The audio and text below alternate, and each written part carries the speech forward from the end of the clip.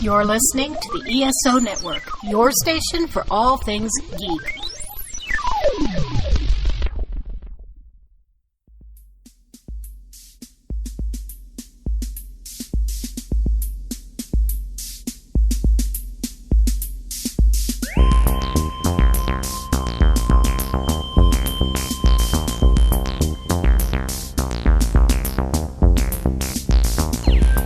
Hello, and welcome again to the Monster Sci-Fi Show.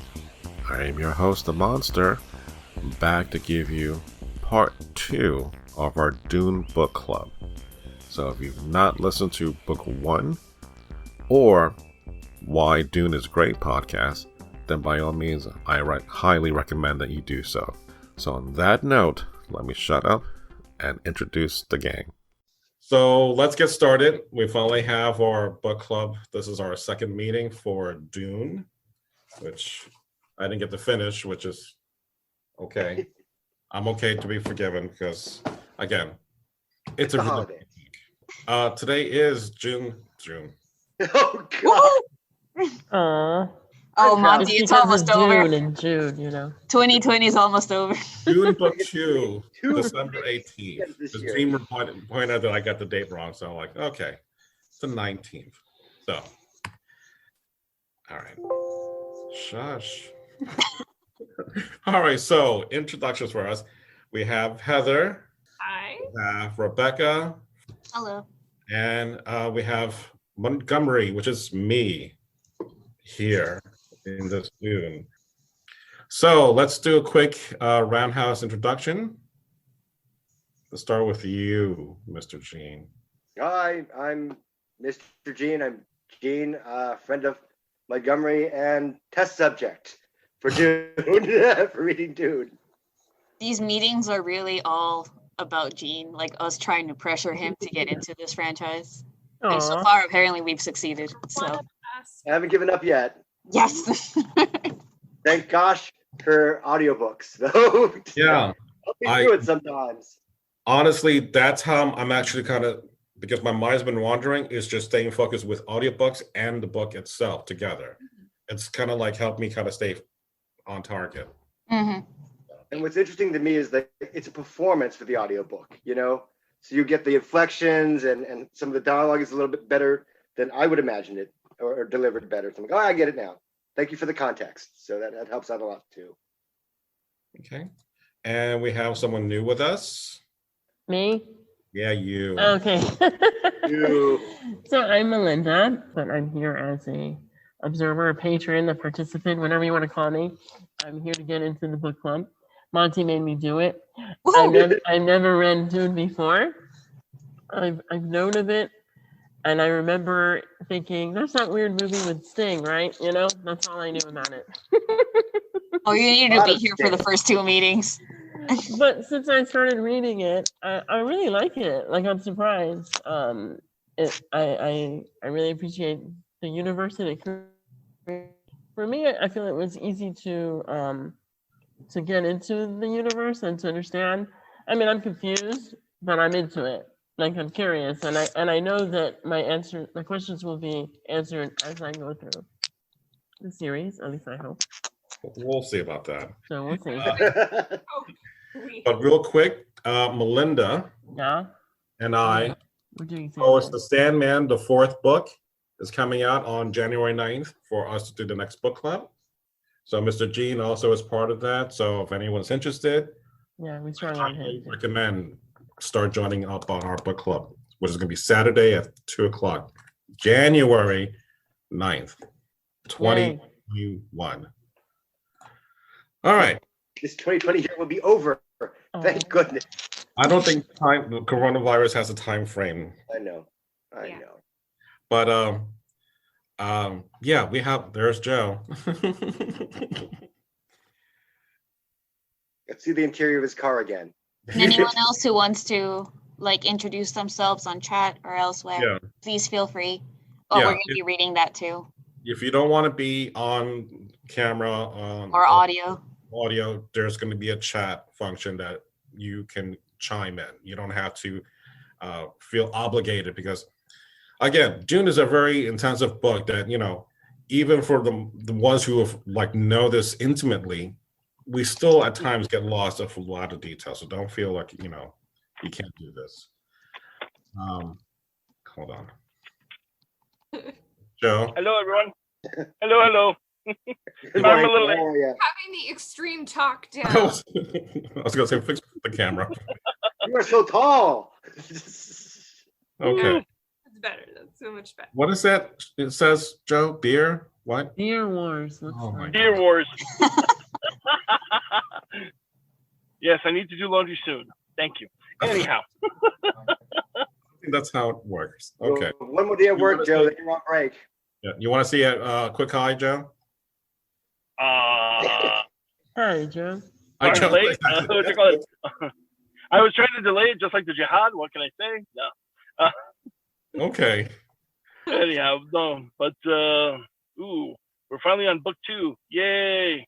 We get to see into the insights of the Fremen. Yeah, we're more than halfway, Yeah, exactly. and so much has already happened. Yeah. So- So Water. much trauma. So much Surface. trauma. So much angst, man. yeah. Hell yeah. All right. 16-year-old You mean angst. so much angst like a young person becoming a teenager and having to go through all those things, like finding out that your parents aren't infallible and all that other wonderful stuff, and that Oh. this is an incredible allegory for it? It's Yeah. OG angst. It is. All right, so let's get started. We got some more people joining us. Okay. Our plans within plans. So we have some Dune news, Dune toys, Dune comics.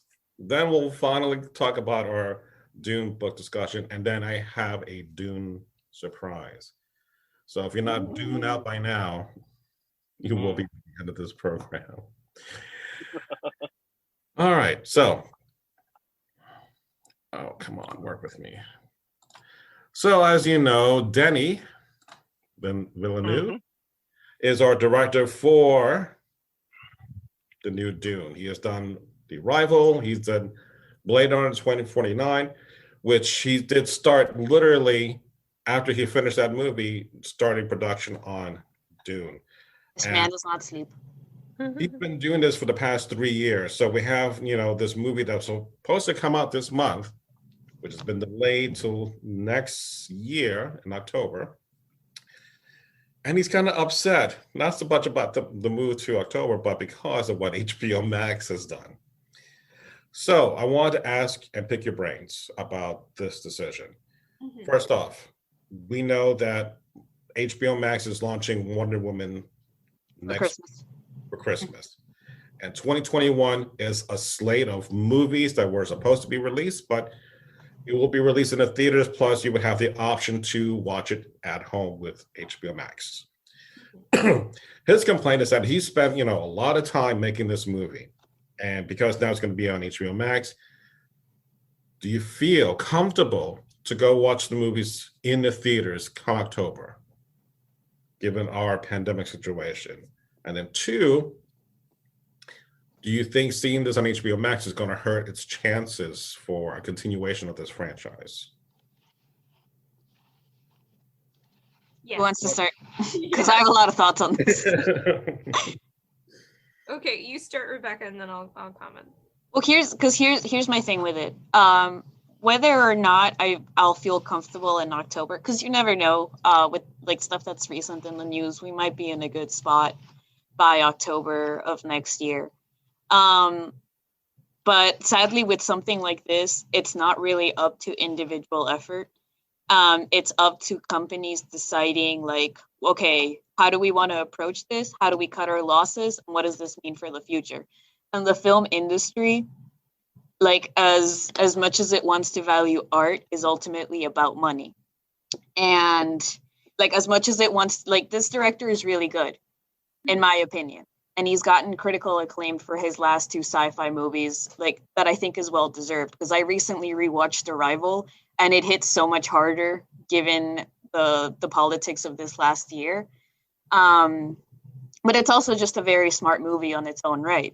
So something like Dune, that's like 3 hours long, based on a franchise from the 60s, that is very like near and dear to the hearts of sci-fi nerds, but not necessarily something that the general public is immediately going to click with. It's kind of like a Lord of the Rings situation where it's a gamble. Mhm. Where like in the future, I'm sure we'll look back, and if it's good, we'll be like, oh, that was a classic, that was a cinematic feat, like this was amazing. But during production, like they were terrified that they were going to lose money. Mhm. So I'm kind of worried that this move is kind of like what happened with Mulan, where they were like, well, like what matters here is the Chinese market. We'll release it over there and we'll cut our losses in America. And then Mulan didn't do that good. They, from what I can gather, they lost a lot of money, and even out of touch people can say, well, like you release it directly on streaming services, you lose money because piracy is so much easier. Like couple like 10 people jump on Discord, they stream the movie, you lost whatever like ticket prices those people would have paid. So I'm worried that this decision is already gonna like the uphill battle that Dune was probably gonna have, that it was gonna try and carry like momentum and fan approval and fan support. It's just gonna gut it. Like it's, I think, I don't know if Monty mentioned it now, but he mentioned it earlier that our director, he's really worried that this is gonna mean like you get one movie, it was really expensive, now we can't even recuperate it in the box office, you don't get a second movie. Yeah. So, and then on a personal level, I don't actually go to the movies that often, not anymore. But like the last thing that I saw was in the movie theater was Endgame. And as much of a complicated relationship as I have with the MCU, and as much as it's something that I'm kind of phasing out of my life, like that was something I needed to see in the movie theater because it was designed to be experienced in the movie theater. And that's kind of the same way that I feel about Dune. Even with like the 3 hour long runtime, it's something you need to be fully immersed in. And he's very good at that, in my opinion. And then that's my rant. Like whatever you guys think too. All right. I don't know that Dune has the staying power. I mean, it'll immediately go to cult, you know, and sci-fi people will enjoy it. But I don't know. I mean, I'm glad they're doing it again. This is like what, the third time or fourth time they've tried to do this story. But I don't know if it has the staying power. I mean, I don't know if it would make money even if it was released theatrically as it was intended, you know. But I think that the fact that it's going pretty much straight to HBO Max, I mean, sure, you'll do it's on HBO Max and it's also released in theaters, but it's not going to be able to recoup its money, you know. It's such a rarity. This because no one knows Dune and no one knew Lord of the Rings either at the time. I don't think too many people, but Lord of the Rings was pretty to look at. Dune is kind of out there, you know, desert vistas, not really. It's a lot rougher. Yeah, I'll say that. It's not going to be pretty to look at. It's going to be, oh, it's windy. Oh no, the sandworms. It's going to be strange. I don't know if I would have picked this movie to. You want to make this movie? Like, no. How many people have read this book? A few, and where are they? Most of them are dead now. No, I don't know. It's just. I think it has a strong fan base, but I don't know. Like that doesn't necessarily translate to the mainstream public. Yeah. The fact that we now have streaming and we're being taught to like streaming, you know, because we don't feel safe leaving our homes. It's gonna take a while to get people back to movie theaters. I don't think we're gonna go back to comfortably to movie theaters till 2022. You know. Let's see how long it takes them to get the vaccines and feel comfortable again. You know, it's going to take a while. Yeah, I think it's going to take a while, but I have friends who dress up and then go to the movies. We used to go like collectively. I want to be in my still suit that I create with trash bags in the movie theater to see the worms. There's the cosplayer. I will stream TV because they it's fun, but like I want the viewing party experience where I get to like look at my friend and just be like, yes, it's happening. I want to see it in theaters. I don't think it will do as well on a streaming service in that aspect.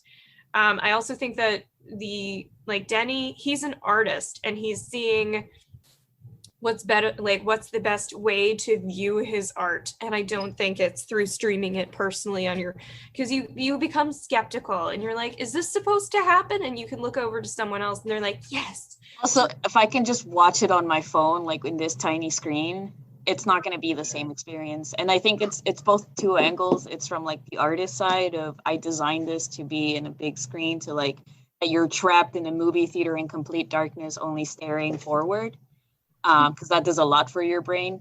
But it's also, I think he's also aware that like the film industry relies a lot on numbers. And I don't know if like, even if like the metrics are amazing and it turns out like thousands and thousands of people watched it on HBO Max, is that gonna matter as much as box office ticket, like as tickets sold?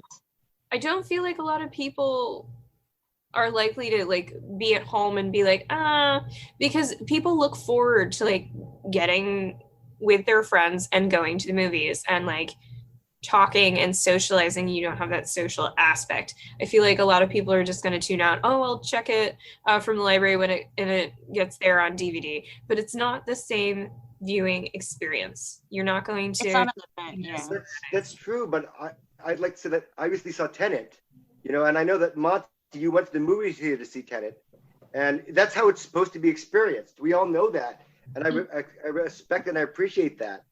But the fact of the matter is, right now, I've got a really big screen TV in my home, and I can watch it. I can watch it streaming, and I can pause it, and I can go to the bathroom, and I can yell and scream at the screen, and that's fine in my own home. But I can't do that in the theater very much. You know what I mean? But and I can get my friends in my home and pay, $13.95 for HBO Max and get it for free, or for that charge, rather than all of us go to the movie theater and spend like $50 and then there's concessions. It's easier to be at home. But I do understand and fully respect the idea that, but it's better in a theater. But it's going to take a while to feel safe in the theaters again. Because, right now the pandemic is at its worst right now. And it's terrifying to leave the home now. How about doing an online watch party? Have you guys ever done that? Or would you be interested in watching Dune as a watch party, like with your friends like this, but like together? I don't know. I don't know what that would look like, but I'd be open to it. I would totally set up a tent in my house, because we'll get to that part. And then just like, you could view me as I view it. And then we view each other, viewing them separately from our own. I think it would be better in the movie theater, but if that's not an option that we have right now, I do think we should still move forward with it and try to make the best of it. I don't know. All right. Anyone else want to chime in before we go on to the next? Yeah, just I do think this movie should be seen in the theater if possible. He was designed that way, and it makes me think of Gene when we went to go see Pacific Rim. Remember that? Yeah, I do. Yeah, imagine watching that. Okay. Yeah. No, we saw it. We went to the biggest IMAX theater in South Florida. We went to the Museum of Science in Fort Lauderdale. Right. Yeah, it was an experience, and I thought that Dune would basically benefit from a similar experience. Now, whether we can have that practically, that's in the air. Yeah. I'm hoping that we can, but I understand everyone's trepidation. I'm just sad that the timing of all this, it would have been an amazing movie to see in the theaters, and I'm still hoping to do so. Mm-hmm. I'd like to give you a shout out, Heather, though. If you wear a still suit to the premiere of this in October when it opens up, I'm going to be impressed. But I'd also like to say, one out of garbage bags and pool noodles, and me and my friends, we go all out. I will find the paper mache. It will happen. You just need to make like a COVID mask. Yes. Yeah. Just paint it black and just, it would be cool. But I also want to say, there's also the movie theaters have also said that you can't bring like guns or knives because of recent news events. Yeah, you just make a cardboard cutout and you eat the cardboard. That's all. Wait, not even recent events. I'm getting on a tangent here. But like years ago when they did a re-release of Phantom Menace, I remember in like a midnight screening, one of the ushers walked in and was like, all right, if anybody has any lightsabers, you need to turn them in. Like, you can't bring stuff like that into the theater. What goes down movies. I'm just saying. People leave Morning, their Heather. at home. All I right. got this Chris knife. Is that a butter knife? What do you know? It's We'll a talk 3D about that in a moment. of a Chris knife. It's not showing up very well. It's okay. Wow. Now All there must be blood. All right. So let's move on to the segment that I've been talking about for the last two segments, which are the Dune toys. Right. So I said that I had these on pre-order, right? And the fact that it got delayed since October 26th. And I'm like, it should be here. And I was really excited to do a book, unboxing, so to speak. And then, No. so, oh my God. And I try to cue this up so I can do the music just right. So I wanted to do. I wanted to do for you. just like that. Timing screwed up. Yeah. So you can still buy the figures. And you I should. got them for like $19 each, but now they're like twice the price and they're not always together. So I'm like, great. Thanks, Walmart. But we still got time because if the movie's not coming out literally almost a year from when I ordered it, you know, they should still be around. I can still get them. Yeah, but when the movie comes out, they're not going to be around. I don't know. Remember what happened to Wonder Woman? The Wonder Woman things that we got? Those aren't around anymore. But Gene did send me a link through it's Variety, Gene. Yeah. But Timothy Chalamet and how Todd McFarlane did the figure for his character. So I'm going to post that in the chats so you can look at that later. But again, one of the cool aspects of sci-fi sometimes for a lot of us is that we love the merchandise.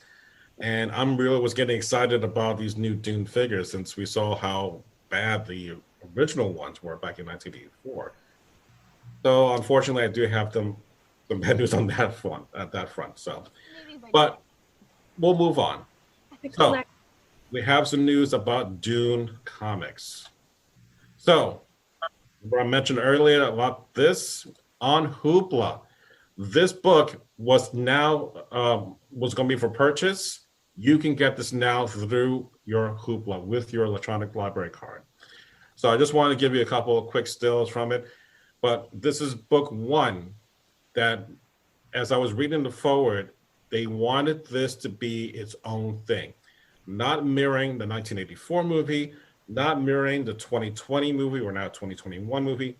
It was going to be its own thing. So I was really kind of excited to read that. So I started looking through it a bit, but between everything at work and trying to get this club ready, it was just too much for me to go backwards. I need to finish book two, which I still didn't get to do.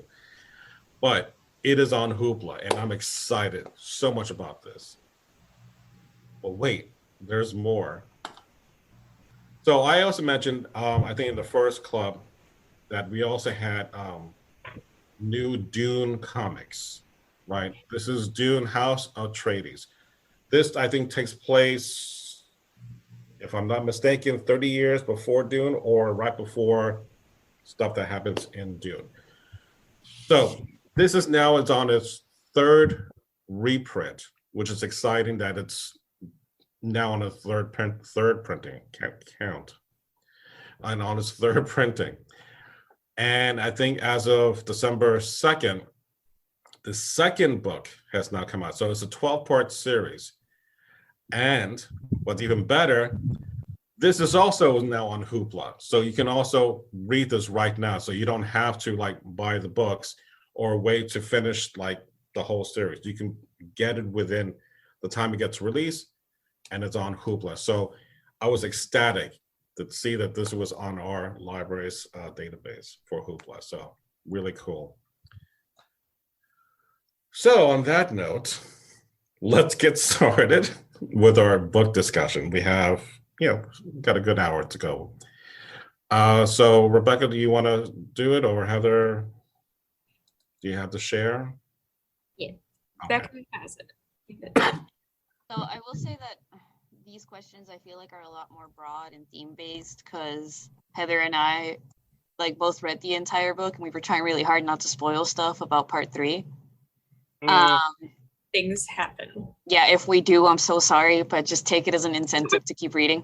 Things happen that are different from the movie that we're all familiar with. Well, I'm not. Find out. There might be actually. But keep reading, Gene. Turn the page. Things that happen differently. Yeah, I know the little whirring machines or whatever it is. Oh, we didn't talk about that, but we should have. Yeah. All right, so Dune discussion questions. So I thought I'd get like the obvious question out of the way, which is how far did you get into book 2? And how do you compare the reading experience to book 1? No shame if you didn't finish, if you're still trekking through it. I just want to hear your overall thoughts on it. I'll refresh you. It'll be fine. Who wants to go first? Dude, I'm still at book 1. I'm like, Oh no, we're gonna spoil Melinda. do it. I appreciate It's a it. preview. That's totally fine. I will keep reading. I'm not worried about spoilers. Which part are you on, Melinda? Like roughly. Oh my gosh. All right, so I was listening to the audiobook. In the part in the audiobook, I am right where, oh god, I'm embarrassed, but I'm right where they tried to kill Paul just for the first time. And yeah, and Leto is really angry and he's like, he goes on about it, kill doesn't he? Right.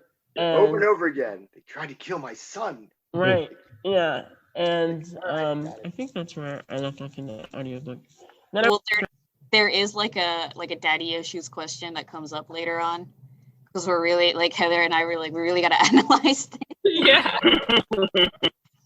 So you know, like you can. I think that's something that pops up a lot even in the first book. Really, like it's too influential to Paul, who his parents are, not to be able to discuss it at any point. So I threw it in here, but it's something that like you can relate to stuff that happens in the first part of the book.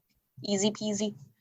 So what about you, Jean and Joe? Like How far did you get? I fell 80 pages short. I got to the point where I think Paul just got named Muad'dib. He picked his own name. And I'm like, all right, that's cool. I remember that from the movie. I do not remember the part where he kills Jameis. That's my favorite scene. I don't know. It goes on for a while. I like the way he doesn't know the ways. And I was, all right, it's cool. You're taking your time with it, but all right. I get it.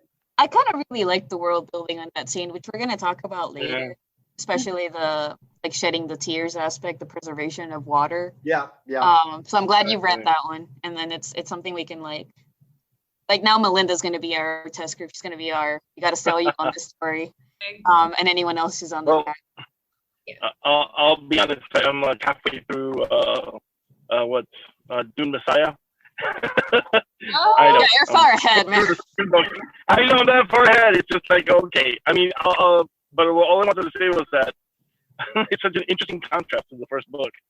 But as for the Muad'dib, I just love all the iconography within it. Again, it teaches you about the Fremen and the power of his prophetic dreams and what he has to go through in order to be able to do what he has to do later. Because in a lot of ways, this is an extension of the litany of fear. He has to go through this unknown, survive everything, and Jameis is basically a threshold guardian, to speak, if you want to use the Joseph Campbell. The hero's journey. Symbol. Yep, the hero's journey. In other words, Jameis is the main threshold guardian. He's not the main antagonist, but he is sort of like the guy you have to go past. And even the way it was worded within that book, in that he's thinking, okay, so what happens if this occurs? What happens if that occurs? Because you have to think of all the probabilities if you're able to see in the future. And he goes, this isn't something I quite saw. But we'll get more into that all throughout the rest of the book. Yeah. Yeah, I will say that about because I was trying to break it down earlier with Heather. So like part 1, getting to know the world, getting to know Paul, getting to know the structure of the the noble houses and what's at stake. That's what's interesting about part 1. But part 2, really getting to know the Freeman and forming a connection with Arrakis as both a wasteland but also a beautiful world that like can be influenced by us, can be changed, whether that's for good or for bad reasons. Like that's it's the world building that really like sticks with me in book 2, as well as like I ended up having 2 questions on Dr. Kynes here. I'm sorry if I'm mispronouncing names, because he's my favorite ecologist, favorite guy. And then part 3 is all about the little child. But like we'll get to that in the next discussion. Heather wants to talk. It's going down. Yeah, it's crazy. Yeah, like I agree with you. I think book 1 was to create a setting for us, to give us meaning to the planet Arrakis and why we care about certain characters, and creating a history and a background for everybody. And then I feel like book 2, we get into the angst. It's like things have gone down and now I have to be a man, and you know what it means to evolve. And this is where he's been given, you know, his first task in his hero journey, in his stuff. You know, he cannot pass go until he completes this task, and he joins up with the Freeman. Things go down. We'll get onto that, but I feel like the first part of like book 1 is really just creating a setting. We're learning why, and we're getting, you know, attached to these characters and why we, you know, are viewing from Paul's perspective, but also like his mother Jessica. And then things happen. People die, and now we're at book 2 and we're dealing with the aftermath of like, okay, what decisions do I make now? And they still don't like, can't fully cope with it either. Like Jessica's still struggling with a lot, and she ends up having to suffer even more in book 2 as a result of the choices. But I also want to say that like if you struggled in part 1, or even if you're like just started reading it, you're still getting into it, I think you don't realize how much information you've retained once you get to part 2, and things happen where you're like, oh, it's because of this and because of that aspect and because of the armor or the culture or the way that the planet is set up. So I think it does a good job at building upon itself. And it does get a little easier to follow along and to get lost in it. Getting lost in the keywords. Go ahead. No. But for me, it's so rich and so dense, and Herbert keeps throwing in these little factoids, little bits. Like I'm reading it and I'm going along, and I'm like, there's a bit where it's like Jessica thought like that something about the Bene Gesserits have already been on the planet teaching the Fremen stuff. If only he knew the tricks we used, he must have been good. That Bene Gesserit of the Missionera Protectiva. These Fremen are beautifully prepared, believe in us. And I'm like, where did that come from? So they've been there before? I'm like, all right, thanks for letting me know that. Thanks for just throwing that in. Like, okay. You know, but you can pass over it quickly. But it's you kind of have to. Important later on. If it's important later on, then you'll know it when you see it again. You know what I mean? It's just like, all right. Oh, and then there's this. Like, oh, okay, thanks. Yeah. I think that is such a thing for the Bene Gesserits to do. Like they insert themselves in this culture and gives them the word of the prophet, so to speak. But then they make this kind of lie that they embed themselves with. So it's just like building their own like legacy and right. So that's why, you know, like, and then all of a sudden, like Jessica starts quoting this thing from the Protectiva that it was just like, oh, she must be one of ours now, or the Reverend Mother. So, but I'm like, anyone with that information could have just slipped in and pretended to be this. So it's like you make the Fremen to believe something that is what they're controlling in the end. And it just seems, again, from a distance, after some time looking back at the novel, I'm like, wow, that's kind of some messed up stuff. How I felt rereading it, where I was like, this on the second read, and maybe it's just me projecting, it feels a lot more critical of like structured, organized religion.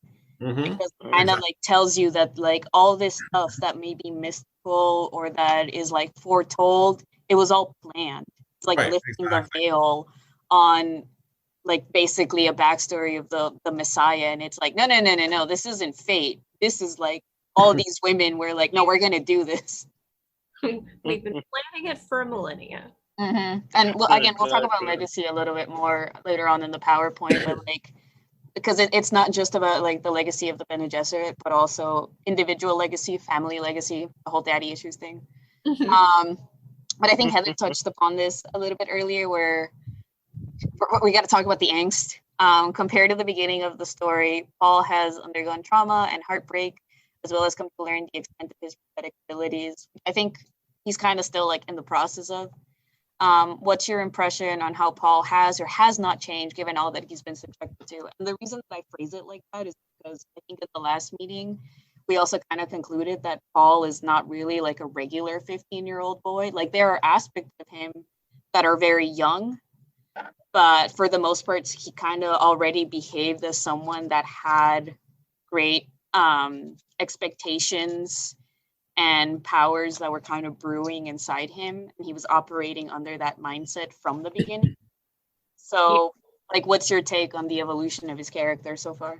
Yeah, because when Paul starts out, he's meant to be a Mentat. He's training, and he's got all of his father's men teaching him how to fight, teaching him about the culture of Arrakis, that they're the planet that they're going to be moving to.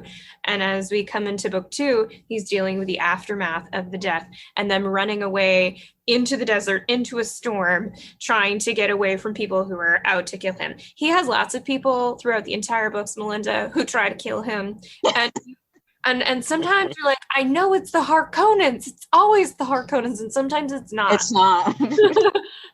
Poor guy. But he's more of a jaded character in book 2, and I feel like he feels like I can no longer be a child. He does have like a mini tantrum where he looks at his mom and he's just like, what did you do? And just like, but like Monty said last time, that was like the one scene where you were like, oh, that's right, Paul's a kid. Yeah, like he's been through a lot and he's only 15, 16. Like he's just a child. It's a lot worse because, you know, here he is fighting Jameis. Oh, I love that scene. I'm sorry. Right. It's fun. I like it too. Like he's given care of Hara. And I'm like, so Usul, you can have her as your servant or as your wife. And I'm like, 15. What am I gonna do? Are you old enough to get married, child? And I'm like, the burden put on him is so unfair that he has to not only grow up in like within like weeks, but he just killed a man, and now he has his family that he has to take care of and be responsible for. I'm like, wow. That's a lot. Yeah, he has to immediately face those consequences.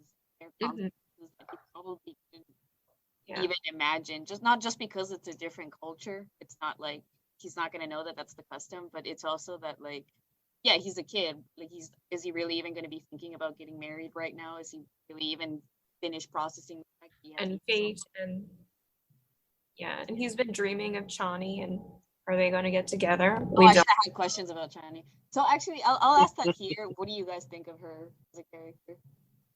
Because I really like her. Like she has a lot of potential. Does she get better in future books? I would. Yes, she's the ultimate side. Oh yes, definitely. Okay, as I think I remember more or less how the story ends for her. But to me, she's also a point of like Paul retaining some of his like innocence, where they seem to have fun together.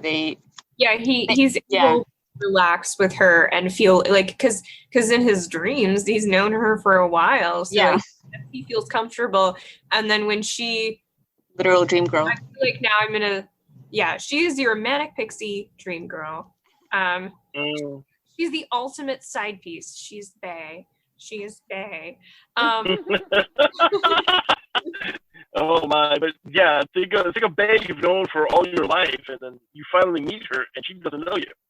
Yeah. Think of how that would shock your system. Think about it. Like, I mean, I love the way that Timothée Chalamet did it in the even the preview. Where he's like, "I know you," and she's like, "Who are you?" Yeah, she's like, "Hello." All this, like, what? I've never met you in my life. Who are you? And like, oh. Yeah, and expansions, and like Paul had all of this training, and I feel like in some way it prepared him to have some of his prescient abilities to see his ancestry in the past on both sides, because he is special mixed special pants. But I feel like that's really prepared him. So he's coming in To an extent. So, yeah, to an extent. I don't think he was as prepared as Jessica was when she went through the training, and she can only see from, the female aspect of her ancestry. Paul can see through both. That's a lot of people in his head. A lot of things are going down. He's dealing with the grief of his father that I don't feel like he's really being able to process, because he's got all this responsibility. Plus, they're running away from people trying to murder them in a storm. Yeah, and I think the book sets up a good distinction between like trying to prepare for something, studying and learning and having good mentors, and then actually experiencing the thing you saw you were prepared for. Yeah, and he's like finding out that like apparently he's the Messiah, and he's just looking around being like, what is going down? And he's living, all these things that these Furman people were told by the Bene Gesserits are starting to come true. And we've got this, now he's questioning, oh my God, am I the Messiah? But there's a definite change in his character from book 1 to book 2, because there's the attempt, and it jumps. They're unconscious, and then on the ship and what have you. And I'm reading it, and then Jessica starts seeing that her son is standing differently, and he's so mature, and he's distant. And you're wondering why. And like, oh yeah, Yui sent me a letter about what was going to happen. And I'm like, oh, that's convenient. Thanks for letting me know that now as we're going forward. But it was all right. I liked it. It was, it flows narratively, I guess. Just feeling it. Yeah. By the way, here's some information you should have known a while ago. You've seen it happen. Now the character knows about it. So, okay, cool. Thanks. All right. Yeah. It's his what you call it? His indoctrination into adulthood. It's like, I'm sorry, now you're fully, now you have to be an adult. You have no choice. All right, so the next question. So water being such a precious resource in Arrakis means Freeman culture is shaped and defined by its, I didn't mean perseverance, like by, yeah, there you go. They extract water from the preservation. They extract water from the dead and consider crying either a noble act, or it's just very baffling to them, because it's a great sacrifice to shed tears over someone. So what was your impression of the world building and culture presented? And I'll talk really quick about this because I feel like I'm dominating some of these sections, but that was part of the reason why that fight scene that Jean was referencing was one of my favorites, is because I felt like I came to learn just the level of that preservation and reverence that they had towards water as a resource. And then what I was telling Heather was that I think emphasizing that, I think setting the world, like setting the story in a planet where water is scarce, like it makes sense from even a cosmological perspective. Like water on a planet, especially the abundance that we have here on Earth, is pretty rare. So it makes sense that on this alien world, it's extremely rare. And it's something that is important to us as humanity. So when he puts the emphasis on humanity and he makes water like the resource of life, it kind of helps the longevity of the book kind of have an impact even now, where you can definitely relate and see, of course, it matters this much. Of course, the Freemen care for it this much. And I don't know, like that's just one aspect. What I really wanted this question to be about was about the type of world that's being established, and some of it is also related to like the religion that they have, or the folklores and the mythologies, and even the kind of like survival culture of the Freemen, the emphasis on being able to survive not just each other but this planet. So what do you guys think? I feel like it's honorable, and like they give water so much importance that like they're fallen man who fell in battle, just like we would have probably back in the day taken shoes off of someone in a war. Gotta loot them. They're dragging the body back, finding a way to hook it up and be like, we need to preserve this water so that we can continue on and we have the best resources and take. And so when Paul sheds tears, it's kind of interesting to see how like everybody's just kind of like, what is happening? Why is he doing this? Water is so precious that they're like, it's kind of, and he's not shedding tears over like a family member. This is someone that someone who doesn't really know or have that, like, he didn't grow up with this person. He didn't have a lot of conversations with them. And it's just kind of like, and he's just shedding tears over a stranger. Yeah, so from a Freeman perspective, it must be even like more baffling. Mm-hmm. Yeah. I think Mm-hmm. I'm sorry, the bigger situation that comes from the water, because all the sieges that we talk about and we see in the book, how Stilgar wants to like change like the ecology basically of Dune itself, and we're not going to see this in his generation or his kids or grandkids or whatever, but the fact that they're planning to make this kind of change, I'm still kind of like bogged down in my head, because it's one thing to have this spice that controls so much of the world and the galaxy, whatever, to make things go. But the Freeman want to kind of reshape this world to kind of almost take it out of context or out of that need to make Arrakis the focus of everyone. So I'm not sure if that's the game plan. Mm-hmm. Because like in the movie at the end, which in 1984, Paul makes it rain. Yeah, I was like, what's with that scene?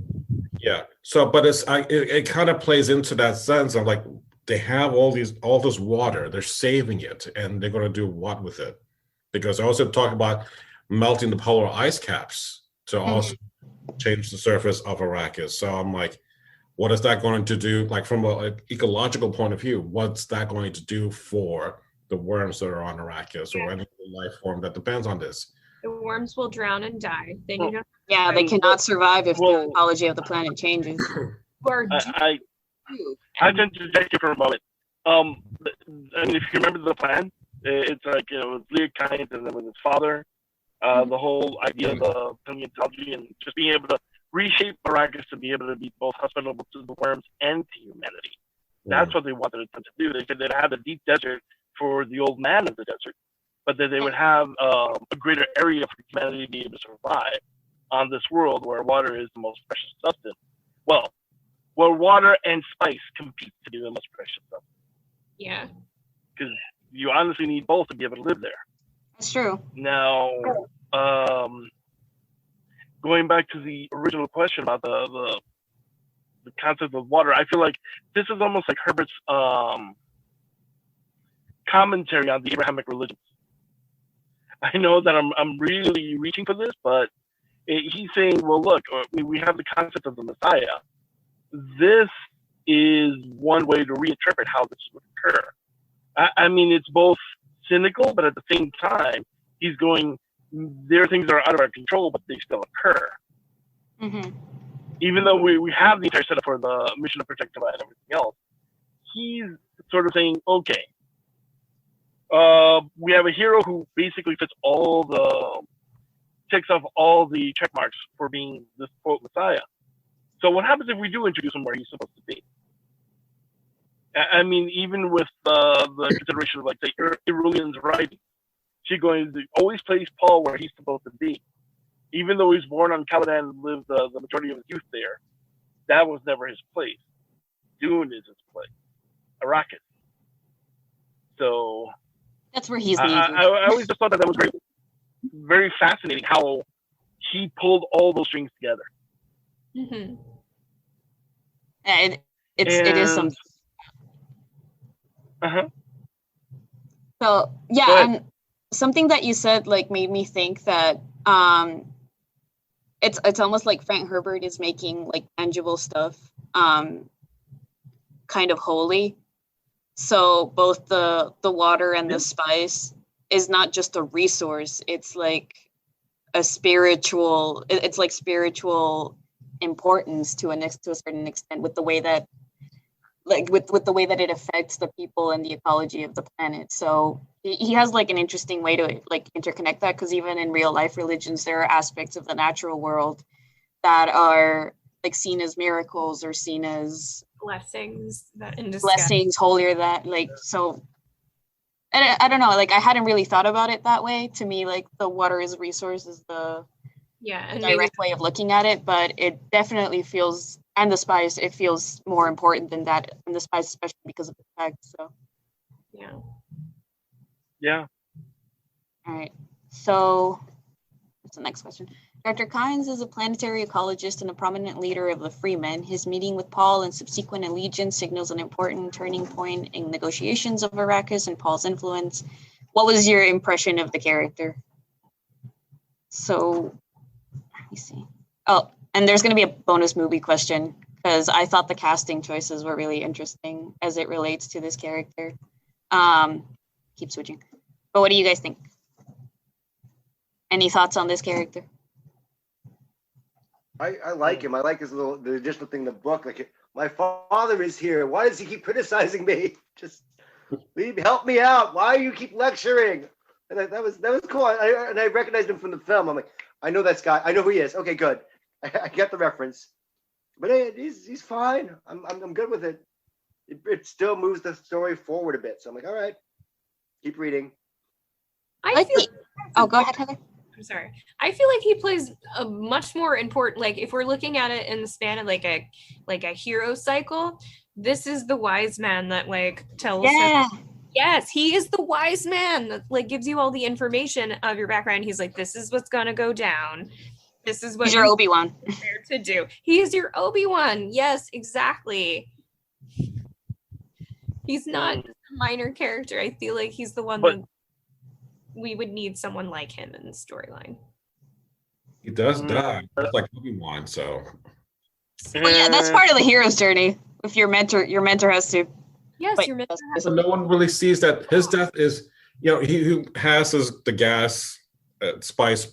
I forgot the term. Spice mask that explodes and then. Right. So no one sees him goes out on a blaze of glory. He's just out there, just wandering and just having this conversation. He's already lost. Which is also very a messiah image to like die hallucinating, wandering in the desert. Yeah. I don't know if I was reading into that. Which, not a spoiler, but something like this happens later on in another book. Oh God. I will not do that. There's correlations there. But I think Kynes is interesting to look at, because he also is doing the exact same thing of what the Fremen are doing. So I'm not sure if Kynes is influencing the Fremen to think about changing the climate and the culture, but the ecology of Dune, or if it's them and he's just going like, okay, let's go with it, and here's how we can do this. So I'm not sure which came first, Dr. Kynes' thoughts about changing Arrakis, or the Fremen's idea of changing Arrakis. Which also goes generations back, because his dad had influence. Right. Yeah. So I am curious to see who had that train of thought, Mm-hmm. His father. It was Kynes' father. I'll give you the answer to that one. But is his father the one influenced the Fremen to think about changing the ecology? Yes. Okay. Yes, it was his father. I mean, like his father was introduced into the planet. He basically, they thought of him as a religious figure as well. We have to speak about that. Yeah, that's another point I wanted to bring up.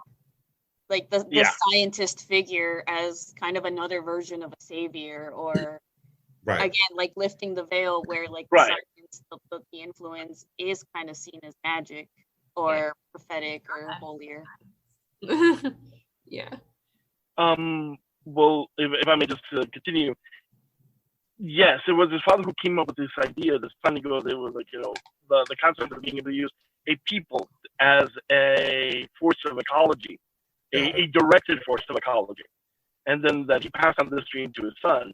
Now, his son basically he was a great leader of the Fremen, but in a lot of ways, he was also the continual icon for that idea, or the religion of water, if you want to think of it that way.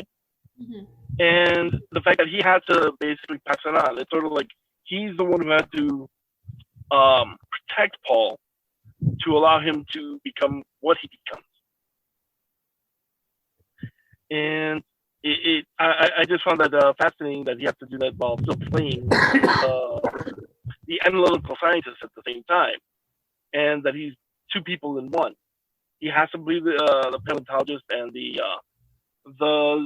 what was it, the judge of the change, since he was the one who had to change things or basically be the emperor's arbiter on the planet, or yeah, judge. it's a dual role, dual responsibilities, and dual presentations, which I think is also true of how like some of the people in power have to present themselves, where there's a face they need to put forward and then something else that they're really doing behind the scenes. So movie talk. So his gender was changed for the film with the casting of this actress, Sharon Duncan Brewster. So why do you think this decision was made, and do you think it'll have an impact on the story? And by that, I don't necessarily mean like they'll change aspects of the plot or decisions because the character is a woman. I mean, from an audience perspective, do you think you'll read certain situations, certain decisions? Will there be like subtext that is maybe added, or maybe nothing at all? Maybe it doesn't change anything. And that relates to everything from the influence of science and religion and even the death of this character. Like, what do you think? One, why do you think this change maybe happened? And two, what do you think it'll do for the story? Okay. Go ahead. From the first movie, it's not just a gender bender, it's a racial swap too, because in the first movie, she's depicted, or he's depicted as a white man, and I feel like having her be a person of color in the new movie coming out is showing like the desert people aren't just the freemen aren't just pale people dressed in garbage bags in the desert randomly. So I love the fact that like there are more people of color being represented, because when you think about like the people that would live in the desert, your mind does not go to that pale, pasty white person from the IT department. We're gonna freckle. No, which we were seeing a little bit in book one. I think it would be interesting. I do feel, however, that they're going to give her more lines, more dialogue to try and help explain the book in the movie. I think they're going to use her character to kind of sum up a little bit of some plot lines and give her some more dialogue. So I'd be really interested in also just seeing more women in different positions in the film, having different acts of like power being represented in different ways would be just in general really interesting. So I'm more invested in now than I would be from just reading them in the book. I was just like, oh, they're the important wise men. They're gonna give us some info. I feel like in the new movie we're gonna be given more. Okay. So I'm really interested. But I'm like, it's a woman, and it's really interesting. I think also, doesn't she play like Chani's mother? Yeah. So yeah. Already wrapped up little storylines, because it's gonna be good. I'm excited. I think when we just mentioned before, Joe mentioned that about the equivalent male version of the Bene Gesserit with the Kynes, that we now have a female version of that. So we have the Bene Gesserits of the religion, and we have a woman now that's holding the science. So it's just like a running parallel focal point for both, because it's interesting to see, a woman that's also in charge of power and has this knowledge that she imputes upon the people who live there. So it's just another side of just looking at, what's it? The thing is, religion is something you have faith on until science can prove it, or something to that effect. Mm-hmm. So it's interesting to see the science and the religious aspects both going at it in this aspect. So yeah, it's going to be really interesting to see their take on it, because women depicted in the book are a little bit different. They marry into power, or they sneakily place themselves in positions where they'll eventually get what they want. this person is already just been given a place. Been working towards it most of her Sneak life. her way into this. She was kind of, in a way, she was born into it, I think, because if her father was there giving her basically something to step into, it would be interesting to see how this might change the way people feel about the characters in Dune. Yeah, and I'll agree that that Dune, even for its time, does like boast and showcase a lot of female strength and influence, which is part of the reason that I always liked it growing up and why I think it has a lot of female fans that I've met. But you're right that like the machinations of like how those women come to power are very strict in a way that might be seen as detrimental in the modern era. So just a slight alteration to just having a woman present in this kind of position, it could be a benefit. But the other thing about her race is that I do like the acknowledgement that like this is the future, and a diversity of human like races and ethnicities and presence is kind of the norm, because I think it's more representative of real life. All right. That was the only casting choice I mentioned on this PowerPoint, but we might talk more about it as we move forward. Oh, I have feelings on Duncan, Idaho. I have so many. That's why we're going to talk about it. Okay. So I think this is the thing that I feel like coming back to in this section, because with Dr. Hines talking about her father, the influence that they had, the way that they kind of lay out the roadmap of change among the freemen and what Dr. Hines takes over. Paul's father died, I think, at the end of the last section. So sorry, Melinda, spoilers. So he's like reeling from that. That's really, despite knowing that it was coming, it still really hits, and it also really hits because of how young he is. Jessica basically comes into like a huge amount of power that I don't know if it's mentioned in the end of book 2. It definitely becomes a thing in book 3, but that influences even her unborn daughter. So the way that I phrase the question is, legacy is an important theme of the book. In his dying moments, Dr. Hines recalls his father, also an ecologist of Arrakis, who tried to enact great change to the planet. The death of the Duke also greatly impacts Paul's journey, and to bring it back, the world building, the Bene Gesserit have been working towards an end goal for a millennia. So this has been in the works for a while. It's stuff that Bene Gesserit, who began on it, would have never gotten to see. It was just something that was supposed to happen way down the line. So what is your takeaway from this? And my question is, are the sacrifices worth it? I really hope so. I hope so. Fingers crossed. Because we're dealing, like, Paul's dealing with the aftermath of his father's death and leaving, and he's really upset. He's in a while not even able to grieve, and he like looks at his mother and he tells her, you know, what the Duke was feeling, because with all of his prescient abilities, he's able to know that, like, and he tells his mom, like, oh, the Duke would have married you. That was his biggest regret. He didn't think that you were the one that was leading him into harm's way, because there's all this foreshadowing that, like, something bad is going to happen and you're going to end up dead. Do not go to Arrakis. And it's kind of Jessica. She has a lot of like stress and woe to get over because she's the one who started it all. If she wouldn't have had Paul and just had a girl like she was supposed to, we wouldn't have the prophet ahead of time. She wouldn't be put in this position where she now has to basically try and fit in with the freemen and make do in this situation. She's been. So you think the suffering should make it worth it? Yeah, the suffering is the legacy, basically. All the angst, all the angst building up. Oh, Gene, you have something to say to that? No, that's it. Yeah, suffering is just what it is. I have to live with them. And the legacy that's being left behind of being like an honorable and just character. Like Paul's father was all about, like, you know, honor and being a really nice, upstanding person. And I feel like that was to his death. Not nice. I don't know if I'd go that. Not necessarily nice, but he was beloved. Like, a lot of people loved him. or they wouldn't like stick by him or think so highly of him. And if nobody felt like that, why would then the emperor be out to try and murder the entire house? So I feel like there's a legacy behind, like, there's a lot of growing and evolving that some of these characters have to do. And so it's interesting to see what will happen.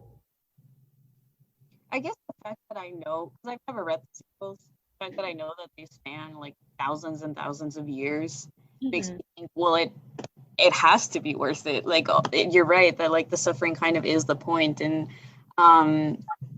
especially Jessica's baby girl who's not born until book 3, like that poor character has so much awareness, so much power, so much that she inherits before she's even born.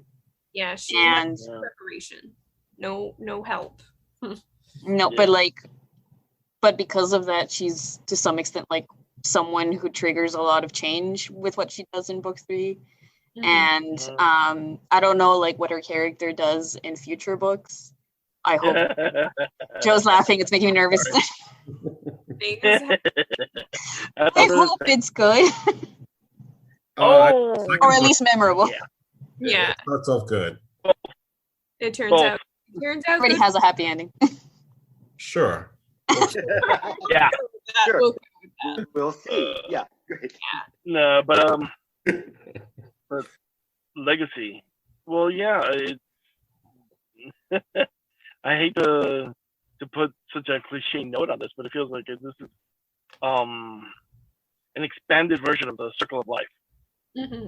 You can almost hear the music in the background, but the simple fact that it's like, well, what do we take from the past and bring into the future?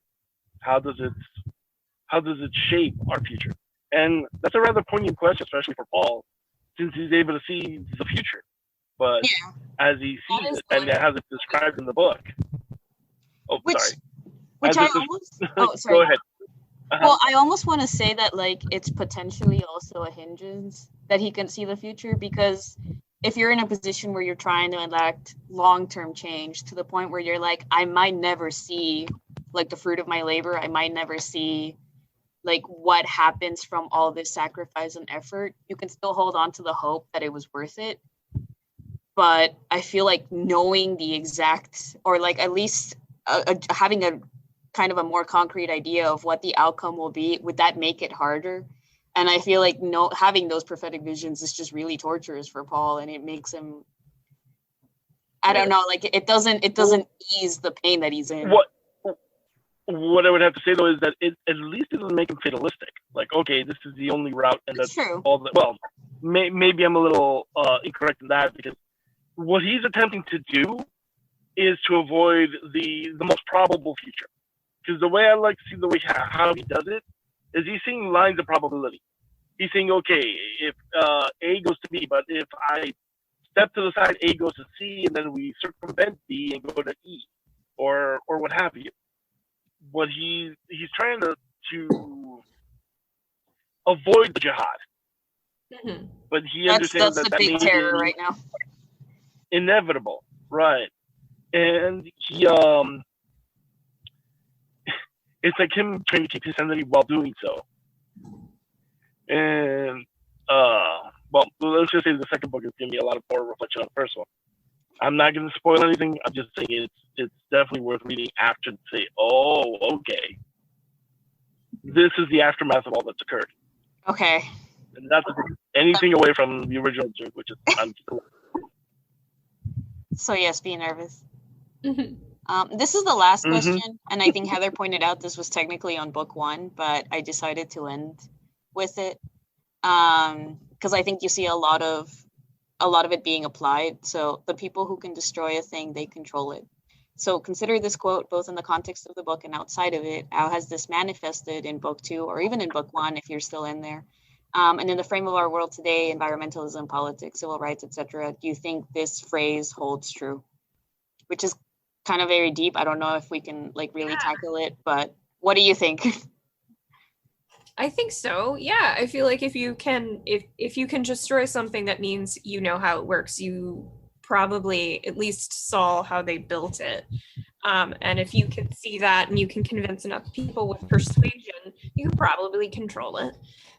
You could create a monopoly on it, like they did with trying to create a monopoly on the spice, making sure that nobody else could have it. They could drown the worms, and people are addicted to it. So once you become addicted, if you stop, you'll die. So I feel like in a way, destroying it would kill basically. everybody. But Yeah. maybe they're willing to take it that far. It's like, something happens to me, all of you out of luck. Yeah, which makes it's like a slightly scarier.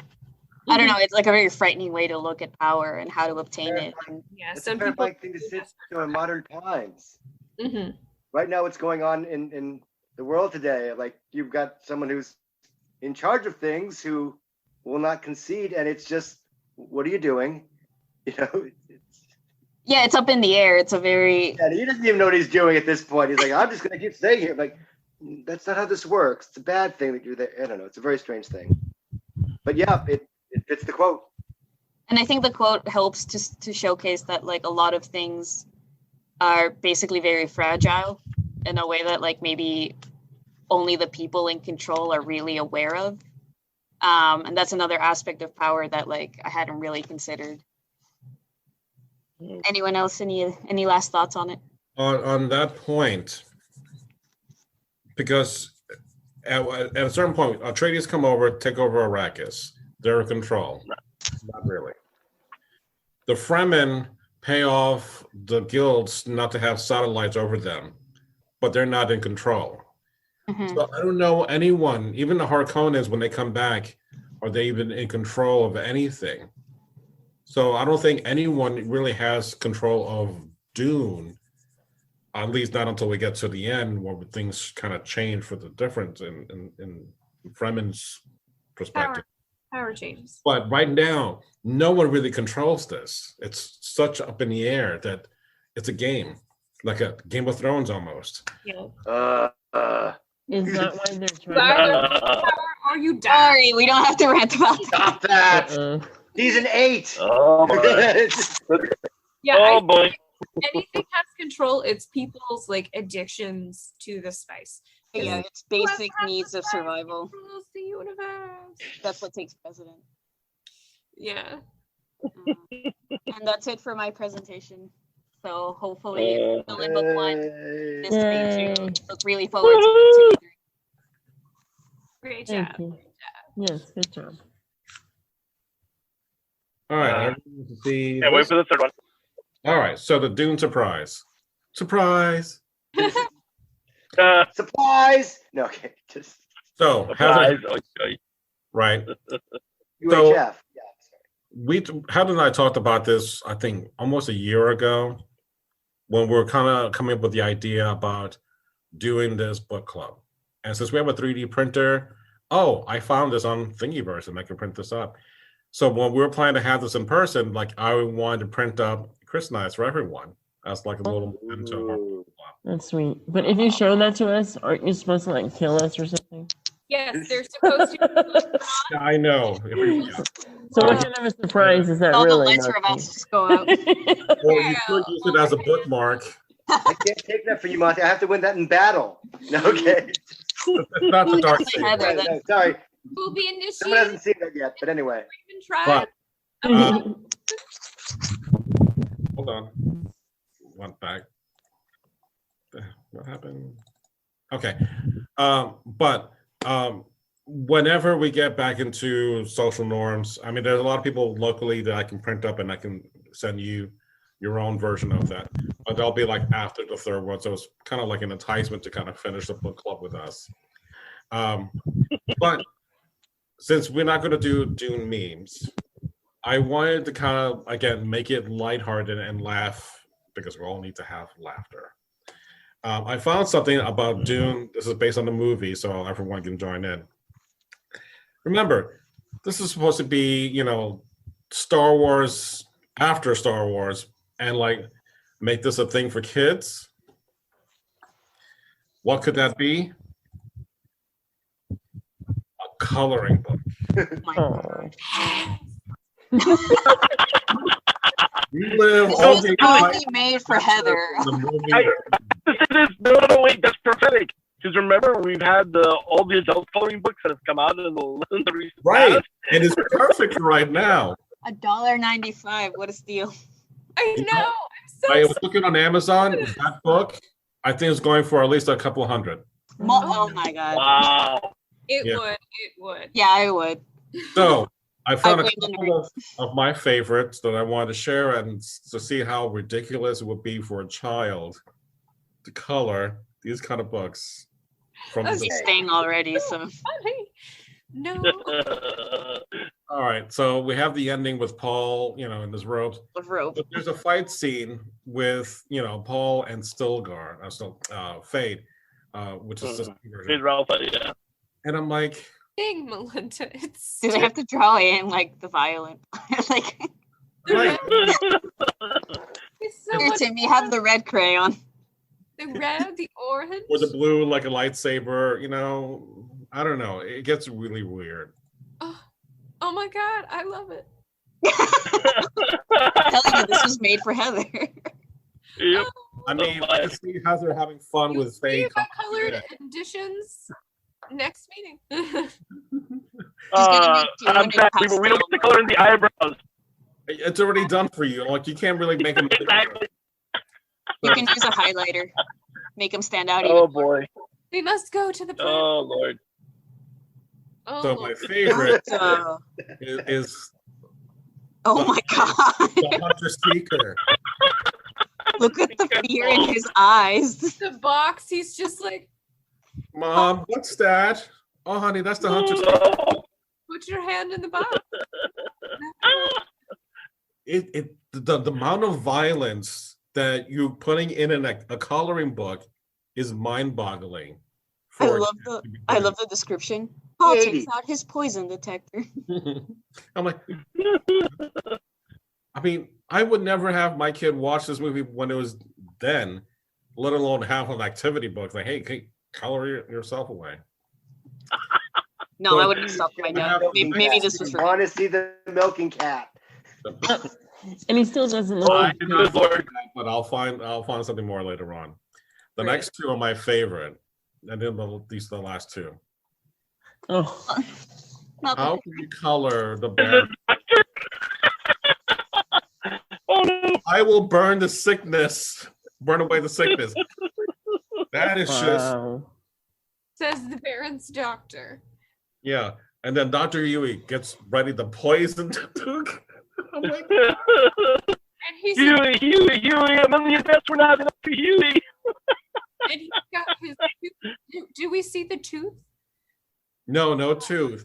I will draw that in. Don't worry. But there is a Baron Harkonnen word search that has words on his chest, and you're supposed to follow the direction to see what type of this is. And I'm like, Oh my god, that's fantastic. so saving the best for last. This is like the most inappropriate coloring page you should have for a child. Oh man. Oh my The god. Eagle and Piter die. And I'm like, honey, you didn't stay in the color lines for Piter. No, they're just sleeping. Who made this coloring book? They're just sleeping. He's so tired. Right there. I mean, it's He has the sun worst sickness. comic book ever. It really is. And the Who activity, approved this? And why do they still have a job? That's good. I mean, honestly, if you looked at Dune and you didn't understand it, there's no way I'm going to get this from my kids. Say, here, color. And like hang that on the refrigerator. I don't think you should. Color outside the lines. Oh my god, this is So, fantastic. yeah, that is merchandising 101. Don't do that. I mean, it's worth something, right? You said it was hard to. Right, it's at 100 something. Somebody bought it. So maybe Somebody we should wanted do it. that. you I know? bought the Game of Thrones coloring book. There you go. Oh So god, Heather. Oh, Another the book that had a twins. recipe. Twins were in it. for sand or spice cookies or whatever. There's also one that looks like a sandworm, but it's made out of bread. That's So cute. let me see what we can do for next time to kind of Yeah, explore the merchandising side of Dune. But I thought the coloring pages were just, that's a hot. Special. It's amazing. Not for everyone. Not for everyone. Yes. Not for everyone. So, all right, guys. So thank you. We're actually did it on time. So book 3, finally, our last part of Dune will be done January 16th, 2021. So before we go, a couple of things I want to talk about. Do we want to continue this group as what? To talk about more of Dune? More of Dune? As a series, or you want to focus on other books? I'm kind of open. Plus, there's stuff like The Mandalorian just came out. There's plenty of Star Wars books that come out. I don't know what you guys want to do, but I'm open to everything and anything. Just like Melinda and I are doing Sandman, I would love to do as much as we can, but it depends on what the group wants to do. So we don't have to answer right now. I'm just giving you some food for thought. Jasper Ford? No boy. Can we mute you? Shane's been Trying to get him to read this book for years. I've been pushing him on Dune, so at least Harry Potter? He's got Hey, this. Harry Potter? excuse me, mute. I don't know what I'll be able to do in February. I think I might still be able to join in. Right, because Rebecca got a promotion. Yay! But throw me your Congratulations. throw me your requests, books you want to see in the system. Mm. My email's always open. But what I wanted to say was, as much as I like doing a deep dive section by section on such a massive book, we might want to break for the next one. We might want to just read one short book, even if it's part of a larger series. I know Monty had mentioned Foundation by Yeah. Asimov. That's an option. We can still keep doing sci-fi, and Foundation has a lot of sequels, but I've read the first book and I think it's pretty self-contained. I think it's only like 300 pages, so we can toss up options. I'd say next time when you come on board, if you have, just think about books that you might want to read and discuss, and if it's something that we can promote and even put up for the general public to view, like podcast format or even on YouTube, something that you think would be interesting both to you personally and to a broader audience. So especially something that you have a lot to talk about would be my suggestion. I mean, we started this because we wanted to time it in with the movie With the movies, yeah. this month. And of course, that's out the window. Always circle back. Dune is not gonna. Right, it never goes out of style. So the idea is that if we have this recorded and you just are new to Dune, you have this when you're done with the book, or watch this and then get inspired to read the book, then As you're reading, yeah. yeah, exactly.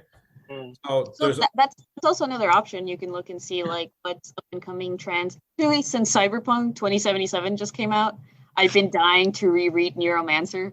So that's an option. that's a good one. I gave it to my brother, so I'll drag him to this book talk if we have one on Neuromancer. The OG Cyberpunk. Yeah. And then 2, does the once a month work for you? Are you able to feel like you can manage having a book like this be discussed on a Saturday, or do you think a different day would work, like during the week or at night, or I don't know. I'm just making sure that we're trying to optimize as best as we can with a good audience that are really into what we love. Because that's the main thing, is that us as librarians have a passion for something in this collection that we have, whether it's cooking or doing activities in sports or reading science fiction. If we don't talk about this, that book to you will never go out of the collection. but because we have this love for science fiction, I want us to share that love, to get other people on board to tackle something like Dune, because I would never have done that if someone not encouraged me to go into Dune. Yeah. I want all the giant nerds to be Excuse me. So, some food so for thought. Melinda, did we scare you off about Dune? No, I have a question. Yes. So for the 16th, book 3, that just means finish this, right? That doesn't mean like Children of Dune. Yeah. Like, You don't okay, need like, to No. I need to read Messiah next The one? novel. Oh, we're not getting that far. Okay. Well, we'll see. Very good. Most of the time, it should have been just one book, but because this is a thick book and there's Yeah, three it is. parts, And it doesn't have chapters. It's Right, just, exactly. like, figure it out, you know. Yeah. Three saying- books within one. the sayings at the beginning of the book really pay off at the end. Okay. You understand why that comes together, and lots of things come together. So I'm excited, kind of like, let's get, because it's so we're finally building to this end, it's the climax. So I'm excited for that. Yeah. Mhm. Cool. Awesome. Thank you guys for all the hard work you put in and for letting me participate and be a part of it. And yes, I will. I'll definitely come. And fingers crossed I'll have the book finished. You know what I'm saying? I'm going to try my best. Try your best. Yep. And we'll As try Yoda says, don't try, do, but you know. Don't cross the streams. Yeah. Oh boy. Oh. And anyone else want to comment before we go? Anyone? No, I just wanted to say thank you, Monty, and thank you, Heather, and thank you, everyone who worked and contributed to this. I'm happy to be able to share my love for these books, and I just hope that this does continue in some way, shape, or form. I realize we're going to finish Dune, but I'm saying I'll be happy to do it with other books or other interests within this genre. Because that's one of the things I think I miss most about being a bookseller is when someone would come in and I would have to ask, hey, what you call it? Okay, you're looking at the sci-fi books. What have you read before? Maybe I can guide you into something you may enjoy. Because I remember one guy, I mean, this was years ago, one guy who came in, he said he really loved all the cyberpunk books or whatever else. And I had just finished reading Peter Hamilton's, oh brother, what was the name of that series? The Night's Dawn trilogy. Well, I think I offered him the Reality Dysfunction because I said, "Look, this will give you a pretty similar read." And then I remember the payoff. The guy came back like maybe a week later, and he bought every other book in the series. I was like, "Yes, I did my job." You're a reader. That's library love for you. And that's exactly what we would be doing on a library level. Every branch needs to have us come together like this. You know, Yeah. I love meeting together with such a cool group of people. I miss all of you, Joe and Eugene, and I definitely want to do this again, no matter what we read. I would like something with zombies eventually. Awesome. All right, guys. So on that note, Christmas. Happy New Year. Kwanzaa, I think Hanukkah's already done. Merry Christmas, Yeah. everyone. Festivus is over? I don't know. Maybe? I don't know. I don't know if Festivus has occurred yet. Yeah, that's what I thought. I thought it was like on the 22nd or 23rd. I don't remember. Yeah. So happy holidays, everyone. Stay safe. And we'll see everyone next year. Take Happy it. New Year. All right. All right. Thank you. For Bye. thank to Happy make it. holidays, everyone. Thank you. Bye, guys. All right, so that's going to be the end of our podcast for today, and I do hope you enjoyed Dune Book Club Part 2. We are going to have another version of this podcast, but it'll be a video podcast, which if you go to my YouTube channel, you'll be able to see what we were all talking about. And for Book 3, next month, I will be releasing the third and final installment of our Dune Book Club. So make sure you subscribe to my podcast, whether it's audio or on video on YouTube. So on that note, if you have any comments, questions that you would love for us to answer, you can always email me at monsterscifishow@gmail.com. You can follow me in the various social networks. So again, thank you very much for listening to us on the Monster Sci-Fi Show. It's sci-fi from a certain point of view. Good night.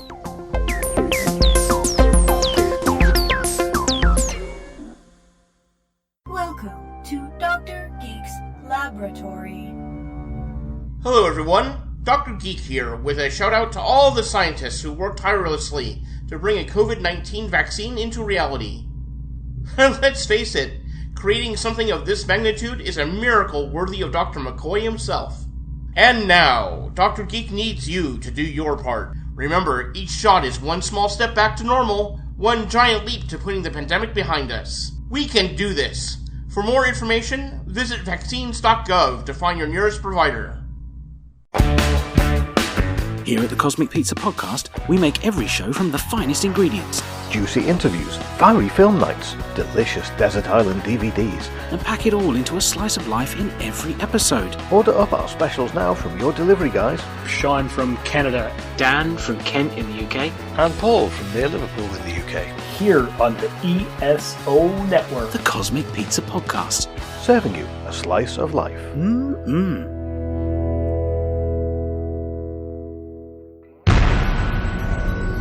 This has been a broadcast of the ESO Network. Be part of the crew and help support our shows by donating to our ESO Patreon or by shopping at the TeePublic store, which can all be found at www.esonetwork.com. The ESO Network, your station for all things geek.